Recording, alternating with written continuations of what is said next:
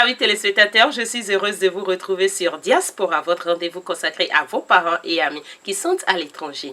Dans le monde moderne d'aujourd'hui, pour un nombre croissant d'emplois, l'aptitude à pouvoir communiquer en anglais est un impératif. C'est la langue officielle dans plus de 75 pays pour plus de 2 milliards de personnes. Alors, pour comprendre et parler efficacement l'anglais, quoi de mieux qu'une immersion totale dans un pays anglophone?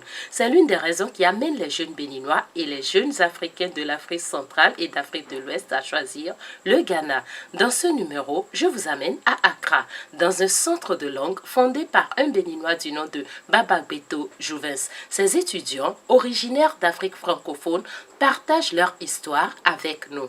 Comment choisir un séjour linguistique? Où chercher? Que choisir? Le choix est tellement vaste que parents et étudiants y perdent leur latin. C'est parti pour 26 minutes à ma compagnie sur la chaîne nationale.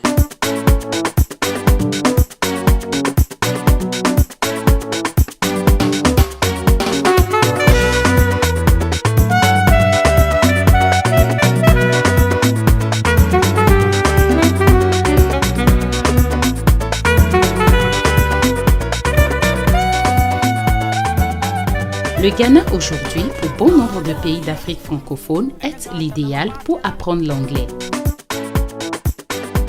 Un véritable atout pour réussir dans le monde moderne. Ceci justifie la présence massive de jeunes béninois au pays de Jerry John Rawlings. On va vous dire peut-être que les Béninois au Ghana font plus du million.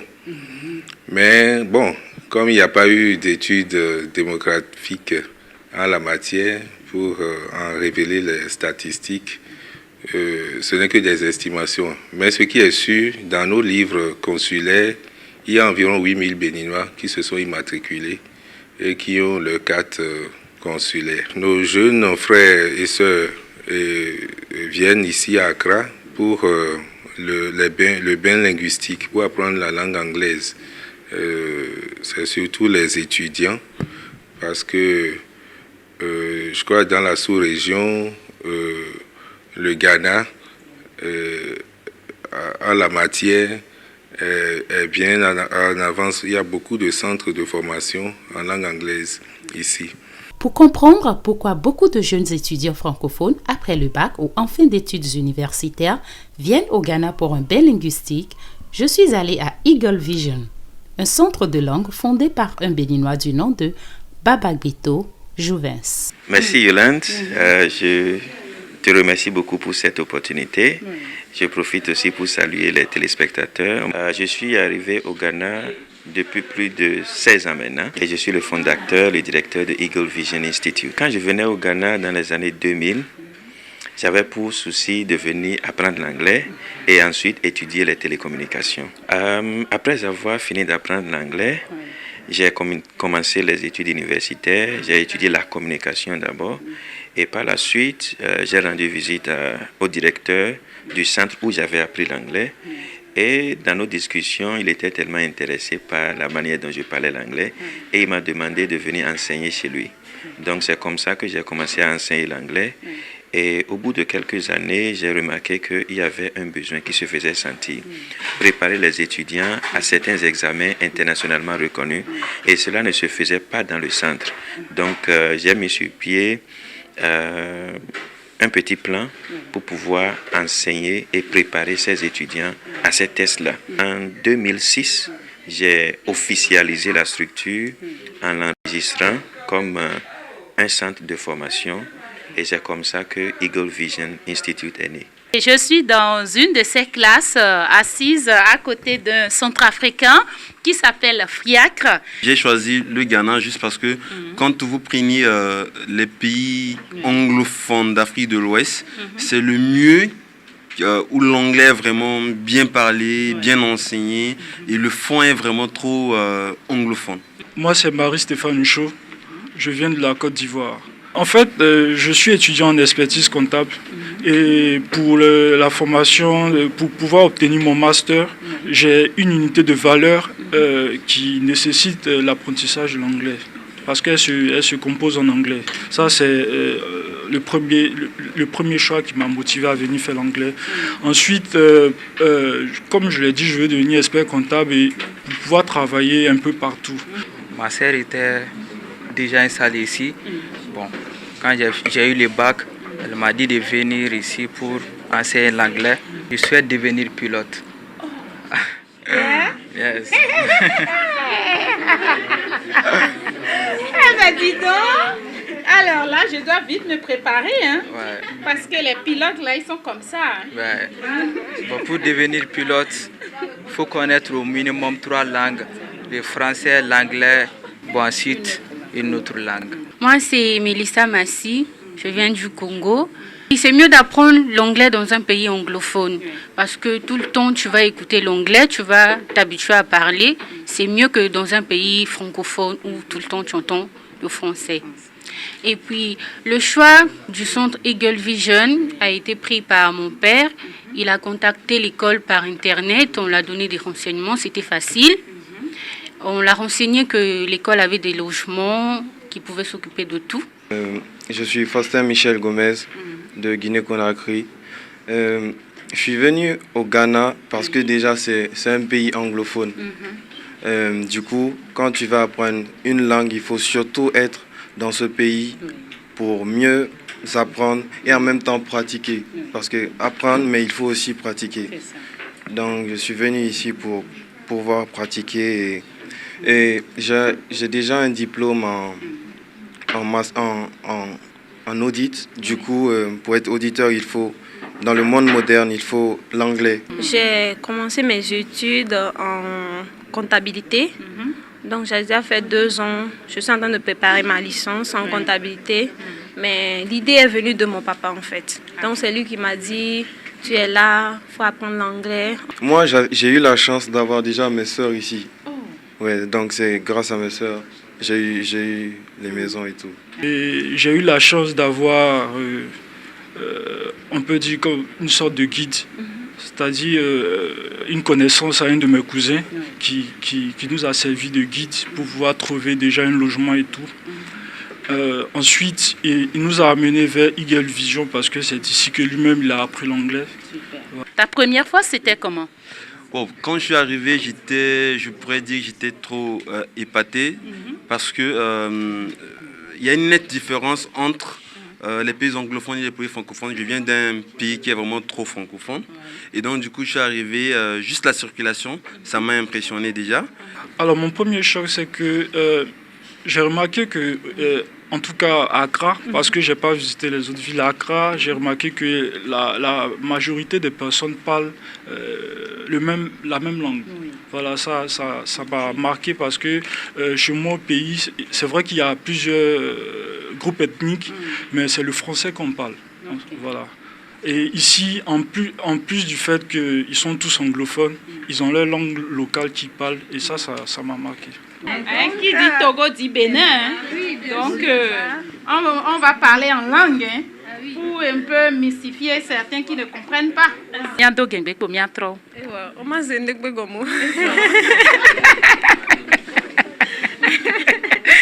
Le Togo ne ressemble de rien au Ghana, ça c'est sûr.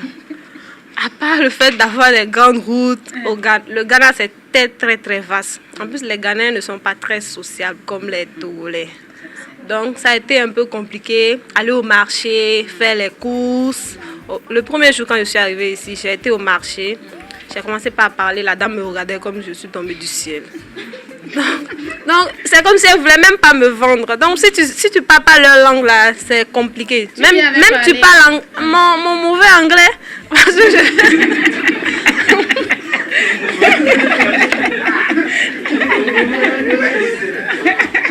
donc j'étais obligée de parler avec des gestes à la pub, je rentre dans la boutique, je monte. Donc ça m'a beaucoup choquée. Bon, franchement, je n'ai pas eu l'occasion de fréquenter des Ghanéens. Parce qu'ici, on est plusieurs Maliens ici. Et puis, je me promène souvent avec des Béninois.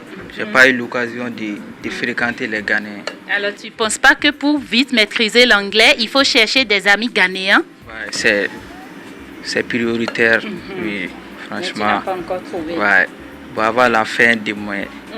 de ma formation, je vais chercher des amis ghanéens. Il faut chercher une cocotte fille et puis... Attention là, hein. Oh là, tu les entends? C'est elle, c'est elle. Hein? Faut l'essayer, puceau. D'accord. Oui, la première fois au Ghana, ce qui m'a choqué, c'est que j'étais étonnée. Les Ghanéens aiment beaucoup des chaussettes. Ils aiment mettre les chaussettes même quand il fait chaud. C'est ça qui m'a choqué.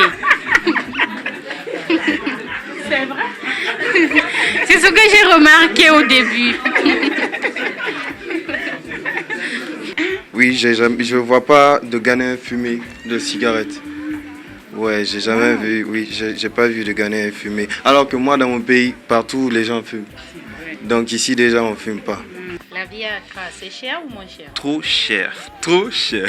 Surtout, surtout que nous n'avons pas la même devise, donc du coup, au fait, au départ, on ne se retrouve pas facilement, vu la monnaie, la conversion, donc il nous faut un peu de temps pour se retrouver. C'est un peu cher, mais il faut savoir s'adapter. Tu n'es pas dans ton pays, donc tu fais avec, tu essaies de t'adapter, de te contrôler, c'est tout. Non, sérieusement, pour venir, déjà, il faut avoir beaucoup d'argent par là et il faut être économe, quelqu'un de propre aussi. Il faut savoir s'habituer. Si tu ne sais pas t'habituer à la vie, tu ne peux pas supporter le Ghana. Pour une étudiante comme toi qui cherche un petit truc là où poser sa tête, c'est à partir de combien? Il y a deux sortes. Si tu veux une chambre pour une personne, c'est à 75 000 et c'est meublé. Tu as la télé, tu as un armoire, tu as le lit, et puis tu as une table, une chaise et quelques petits trucs pour la douche aussi. Mais si tu veux être deux dans la chambre, il y a 2 lits, mais c'est à 45 000 francs par personne. En 45 000 francs par mois? Oui, par personne. En plus, c'est la même chose. Tout ce qui est un peu bon ici, c'est fried rice. Fried rice ou jollof rice, le riz cantonné et puis riz au gras. Ouais, ça va un peu. Oui, j'ai pu m'adapter parce que je prépare ce que je fais d'habitude à la maison. On trouve les mêmes condiments à peu près, ça va. Quand on dit Bénin, qu'est-ce qui te vient à l'esprit? Bon.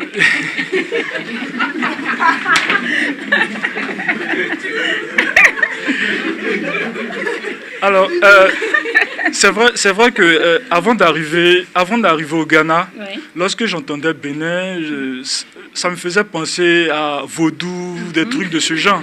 Et j'ai eu la chance ici de rencontrer de formidables Béninois qui m'ont fait comprendre qu'en fait, c'était pas ça, c'était juste peut-être une image que l'extérieur voulait renvoyer, mais en réalité, c'était pas vraiment ça.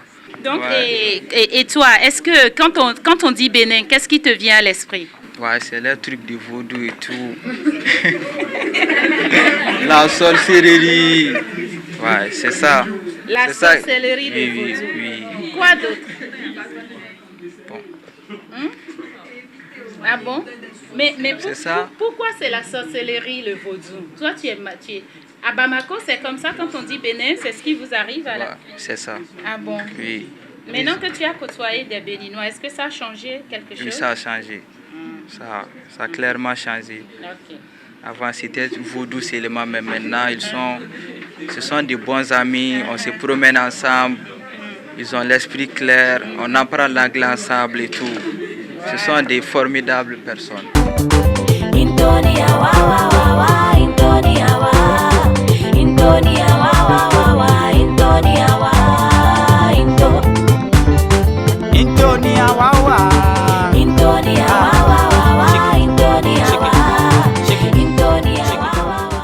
Accra, c'est une ville où il y a de la compétitivité, il n'y a pas de laxisme. C'est une ville où on a la notion du business très tôt. On n'a pas besoin de faire des grandes études pour penser business. Et même les situations les plus chaotiques, le Ghanéen pense à comment se faire de l'argent via ces situations, ce que nous n'avons pas trop dans nos pays francophones. Et le Ghanéen attend le moins possible du gouvernement en termes d'emploi. Le Ghanéen est plus sévère par rapport au gouvernement quand il s'agit des questions sociales. Mais emploi des jeunes, créativité et consorts, il préfère se lancer à la découverte, créer lui-même. Quand il a fait des échecs, il est prêt à réussir, ce que nous n'avons pas chez nous. Donc à un jeune qui vient au Ghana, je lui dirais, d'être courageux, persévérant et endurant. Ce qui est sûr, si quelqu'un réussit à Accra, c'est que même à New York, il peut réussir. Je suis Christelle Kodo et à quoi faire pour les Ghanéens? Parce que Christelle, c'est un peu compliqué à appeler pour eux. Oh là là là là là là. Première fois au Ghana, qu'est-ce qui m'a beaucoup choqué? Je crois que j'étais même au Bénin et on m'a appelé, on m'a dit que j'étais dans un hostel. Mon contrat était fini, un truc comme ça, j'étais allée en congé. Ils ont mis mes affaires au dehors. J'étais choquée. Et là, vraiment choquée. Oui, c'était la première fois au Ghana. J'étais vraiment choquée. J'ai eu mon premier choc parce que j'avais un problème de logement. Le centre qui devait m'accueillir, ICPS Biden, nous avait rassuré qu'on devait avoir des chambres et tout. Donc les parents étaient sûrs déjà qu'une fois sur le centre, mais une fois là-bas, c'est que toutes leurs résidences étaient pleines. Et une fois, quand on m'amène quelque part, tout le monde crie « Il n'y a pas de place! Il n'y a pas de place !» Et j'étais là avec mes bagages, quoi, vous imaginez un peu. Une fois que les rues étaient déjà nouvelles, étranges. Et puis bon, finalement, tu te dis « Ok, au moins je vais me caser quelque part. » Et on te dit « Il n'y a pas de place! » Toute la soirée, on a passé toute la soirée à chercher de chambre. Finalement, on m'a envoyé dans un motel. Là, j'ai passé 2 jours avant qu'on me trouve quand même ma chambre.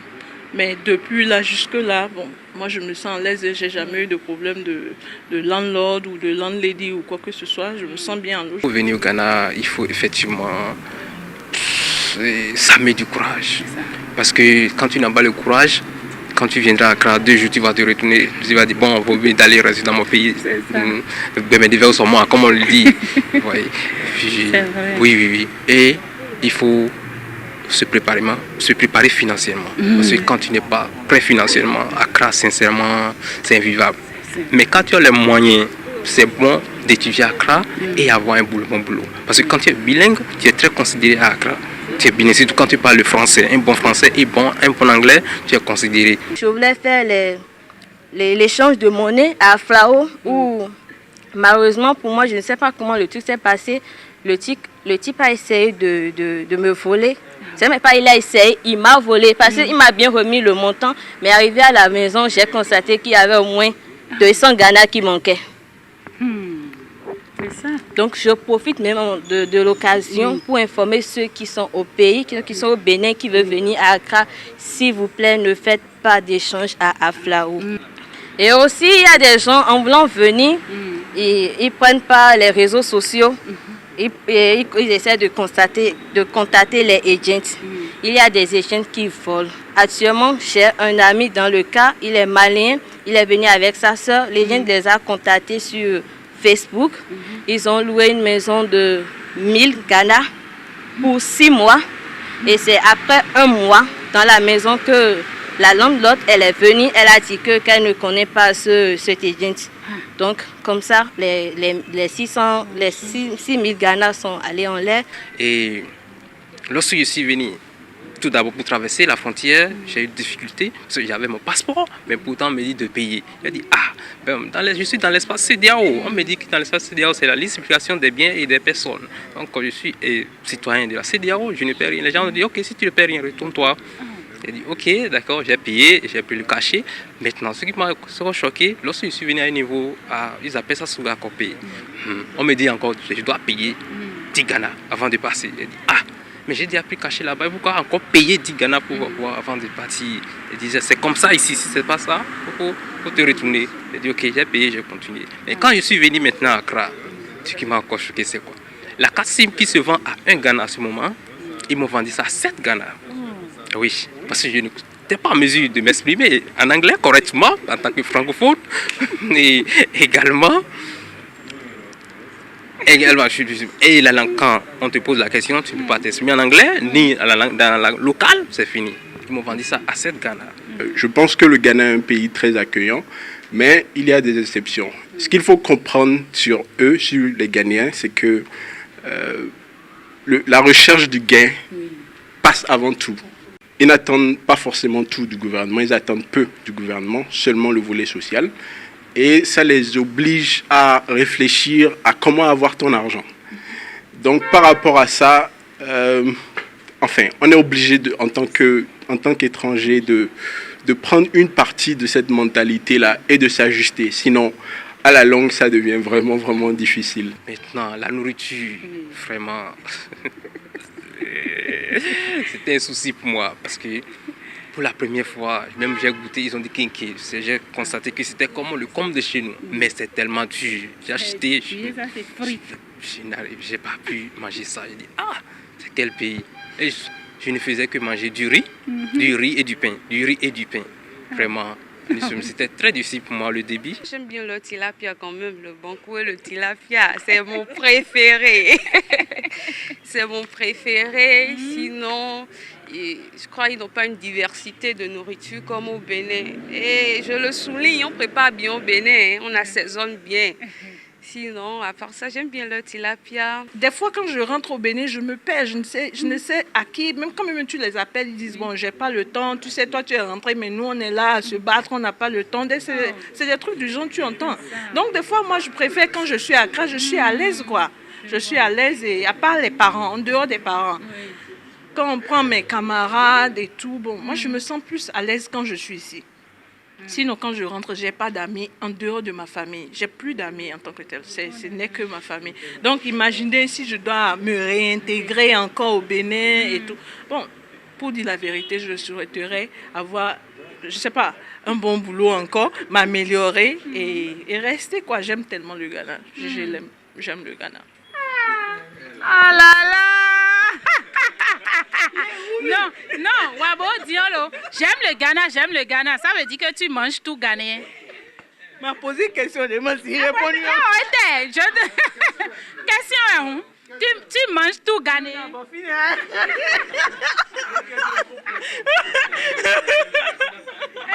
Wabo, ça veut dire que tu as ghanéen. Alors, Oda.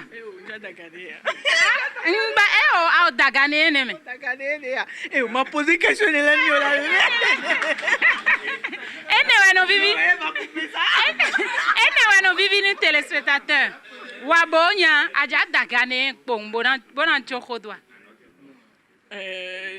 j'ai quelqu'un dans ma vie.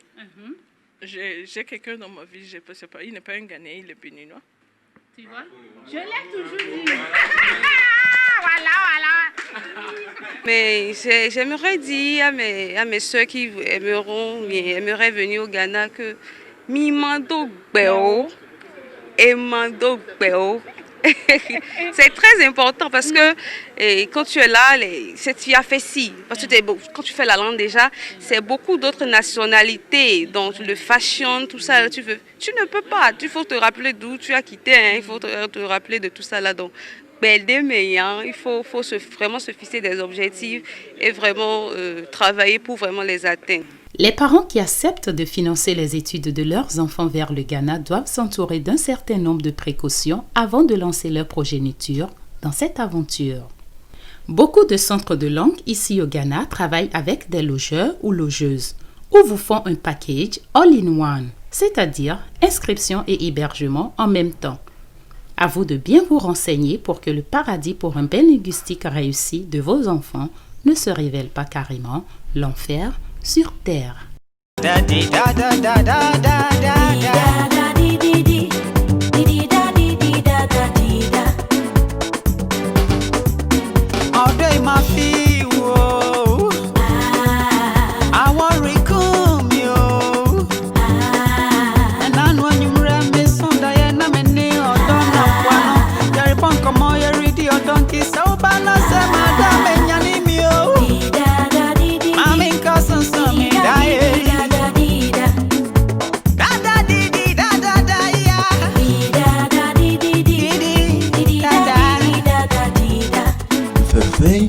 Let's share our differences.